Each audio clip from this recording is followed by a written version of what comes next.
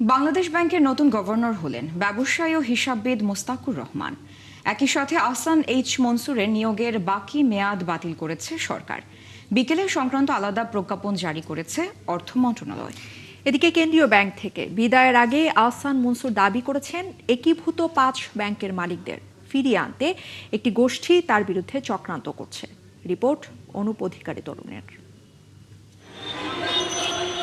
দেশের আর্থিক খাতের নিয়ন্ত্রক সংস্থা বাংলাদেশ ব্যাংকের নতুন গভর্নর হলেন ব্যবসায়ী ও হিসাববিদ মোস্তাকুর রহমান। 3 দশকের বেশি অভিজ্ঞ এই হিসাব রক্ষকের সামনে বড় চ্যালেঞ্জ ভঙ্গুর আর্থিক খাতের সংস্কার এবং কেন্দ্রীয় ব্যাংকের অভ্যন্তরীণ অস্থিরতা সামাল দেয়া। এর আগে শৃঙ্খলা ভঙ্গের কারণে 3 কর্মকর্তাকে ঢাকার বাইরে বদলি করার প্রতিবাদে সকাল থেকেই প্রশাসনিক ভবনের সামনে অবস্থান নেন বাংলাদেশ ব্যাংকের কর্মকর্তারা। নির্বাচিত সংগঠনের সভাপতি এবং সাধারণ সম্পাদক এবং একজন পরিচালককে বহিঃকেন্দ্রে বদলি করা হয়েছে, যা অত্যন্ত ন্যাক্কারজনক। শোকজ ও বদলি আদেশ প্রত্যাহার না করলে বৃহস্পতিবার থেকে গভর্নরের পদত্যাগের দাবিতে কলম বিরতির হুঁশিয়ারি দেন তারা। যদি গভর্নর মহোদয় এবং প্রশাসন আমাদের এই দাবি আজকের মধ্যে মেনে না নেন, তাহলে আমরা বাধ্য হব আগামীকাল থেকে ওনার পদত্যাগের দাবি। ডেন্টিস্টের পরামর্শ নাও নতুন কোলগেট অ্যাক্টিভ সল্ট। পদত্যাগের আন্দোলন করতে আমরা এক দফা দাবিতে যেতে বাধ্য হব।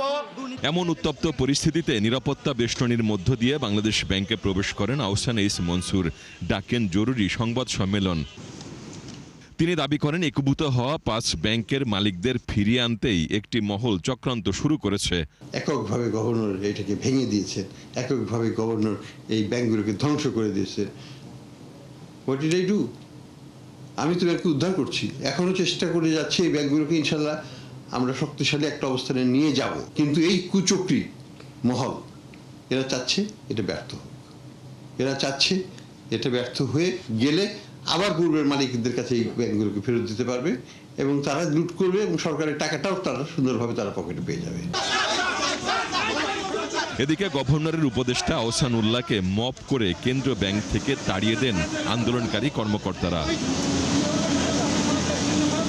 অনুপ অধিকারী তরুণ, ৭১, ঢাকা।